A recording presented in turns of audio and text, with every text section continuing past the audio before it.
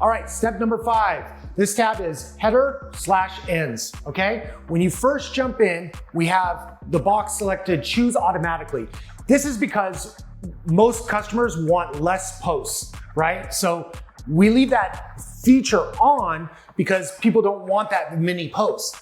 But let's say you, for aesthetic reasons, want a single beam. You can go ahead and select that. But as you can see, it automatically grabbed another post because of engineering. If we go to double beam, a post went away. So you can kind of see in engineering how that's functioning. So it's always kind of nice just to leave that choose automatically left on.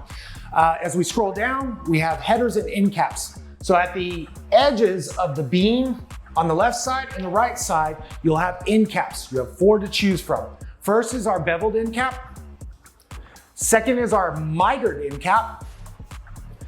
Third, one of our most popular, corbel. And then lastly, scallop. All right.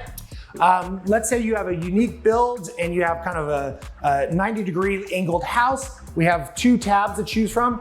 Attach header to wall. You can see that it put the header onto the wall of that house on the left-hand side, or you can select attach header to the right-hand side, okay? So just pay attention to that and we'll see you in the next video.